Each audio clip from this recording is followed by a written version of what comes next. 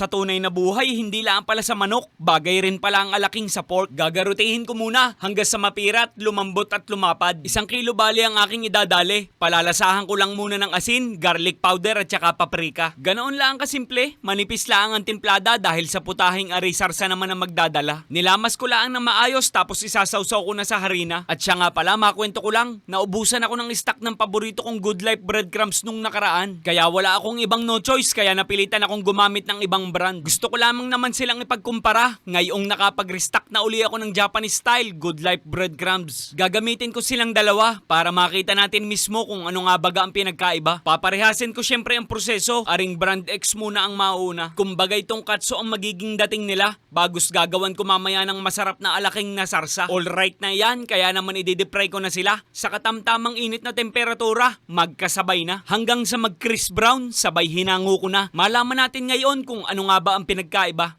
Ito munang Good Life.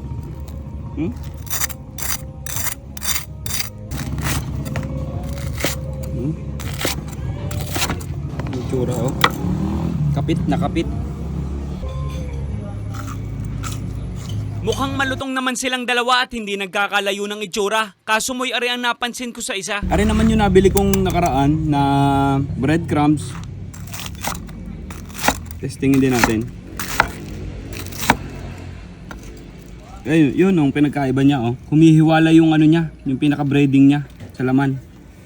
Hindi baga kapit at nababaklas ang coating niya. Kaya aringat, gagawan ko na muna ng sarsa. Nagpainit ako ng mantikilya. Magigisa ako ng sibuyas na puti, carrots at red bell pepper na pula. Kinaramelize ko ng bahagya bago ko ilagay ang harina. Bigyan mo lang ng kaunting oras sa paghalo, saka ko isusunod ang gatas. 2 latang evaporada at sasabayan ko ng panimpla. Asin at chicken powder seasoning tapos pakukuluin ko na. Ating padidilawin, turmeric powder naman ang gagamitin. Ginayat na sariwang parsley na siyang kukumpleto sa kanya. Napakasarap na niya ang pisyan at ganari ang eksaktong lapot niya. Ari ang tinatawag na pork alaking. Sa mga ganitong klaseng lutuin, syempre Good Life Japanese breadcrumbs ang paulit-ulit kong gagamitin. Mas pinapasarap at pinapalutong niya ang simpleng pinirito natin.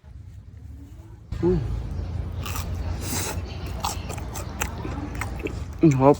Kahit may sauce, crunchy pa rin siya. Kain po. Ay, inang!